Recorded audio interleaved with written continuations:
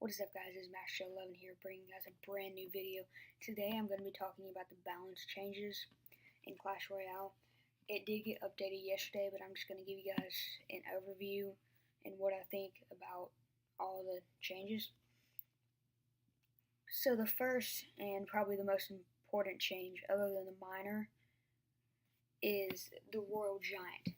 He did get his hit speed decreased to 1.7 seconds from 1.5 seconds, which it's really needed. I think it should have gotten a bigger nerf than that, but I guess that's how it is. I'm assuming they'll nerf it now that they see that it's probably going to be still pretty overpowered. Not necessarily overpowered, but too easy to use. Next, we have the Zap, and its stun duration was decreased to 0.5 seconds from 1 second. Honestly, the Zap was one of my favorite cards to use. I loved playing the Zap because it was a really good utility card. I would use it with a Hog Rider, zapping goblins, skeletons, and stunning the tower and stuff, which I think is very good. I like it. And I think it kind of needed that nerf, considering that it only costs 2 elixir. Next, we have the Princess, and her area damage radius was decreased by 25%. I do agree with this. I don't think the Princess was necessarily overpowered, but if you didn't have anything to counter, your tower couldn't do anything, which I think that's the point of the Princess. She probably should cost 4 elixir, but I guess that's how it is. Next, we have the Minor, which is one of the most important ones.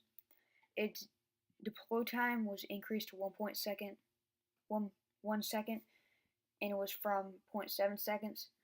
And then its hit points were decreased by 6%.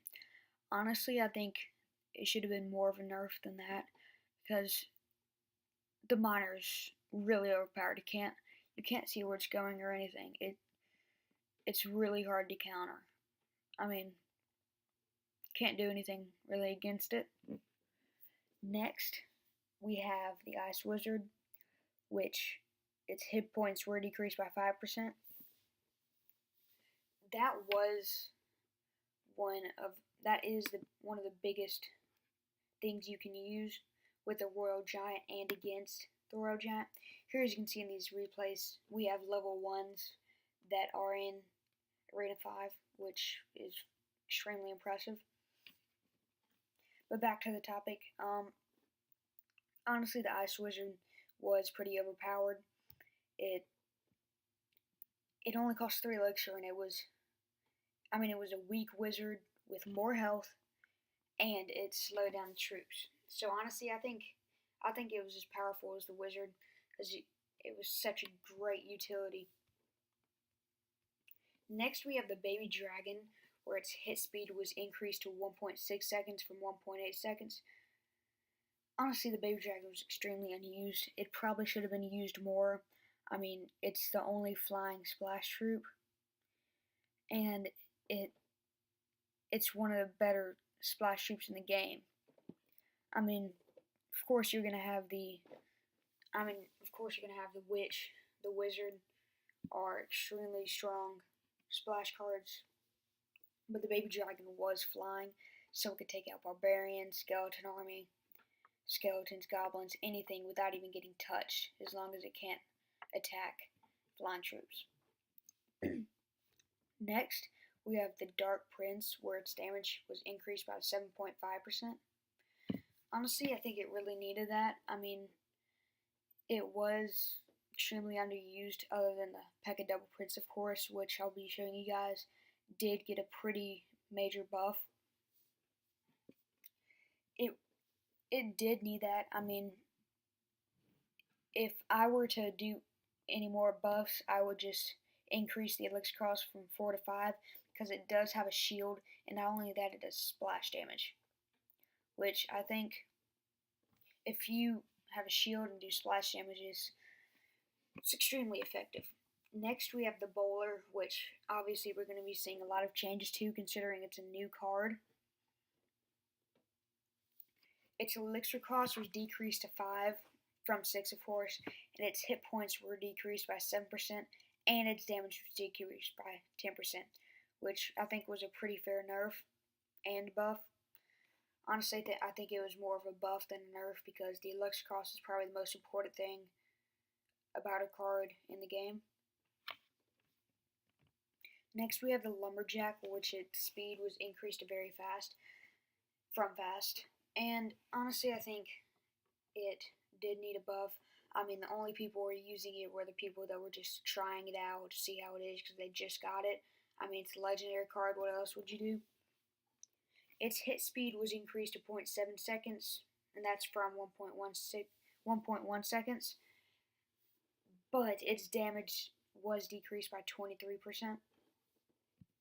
I think that was pretty fair. If they do any more buffs to the Lumberjack, I don't think we're going to be seeing much of the Rage spell anymore, considering that the Lumberjack already has lots of value. Next, we have the Log, which of course we're going to have some major changes because it's a new card.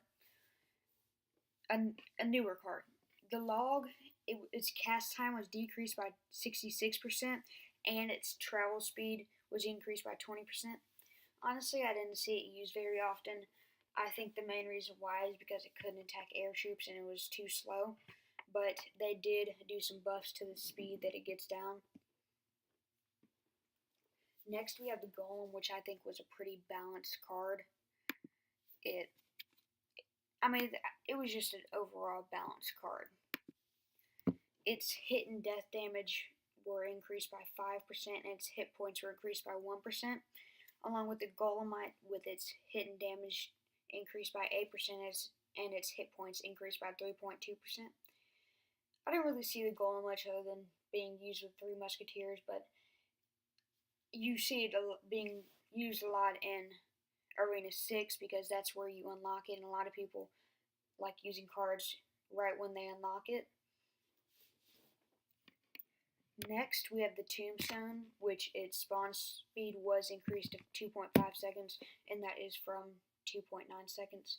Honestly, I think the Tombstone is an extremely good card. It's a great counter against the Hog Rider and the Giant. Anything that really targets defenses because it spawns skeletons. Not only that, but when it dies, it spawns 4, which I think is extremely useful because it can take a Hog Rider out with the Hog Rider only getting 1 damage on your tower, and then you have a little bit of skeletons to go on a counter push with.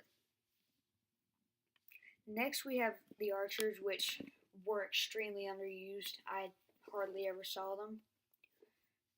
Its damage was only increased by 2%, which I think was a fair change, but they're definitely going to be buffing that in the next few updates. Next, we have the Prince, which we use for the P.E.K.K.A. Double Prince, which I think is a very good combo, and it got some major buffs in this update. Its damage was only increased by 2%, and I think that's enough. The Prince was a pretty strong card.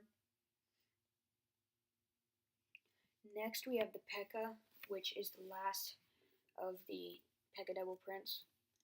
Its damage was increased by 5%, which I think is a huge buff. It'll make the P.E.K.K.A. Double Prince that much stronger. I mean, it's an amazing card. I mean, if you know how to use it right, it's an amazing card, but if you don't, it can really mess you up because you would spend 7 elixir and end up getting nothing out of it. I think that should be about it for the video. Thank you. I mean, overall, all in all, I'm just going to state my opinion. Overall, I think that this was a pretty big update. I did really like it because they nerfed the Miner and the Royal Giant, which I think were 2 pretty good cards that really need to be nerfed. And I think that it just really needed it. I think that'll be it for the video. Thank you guys for watching and have a great day.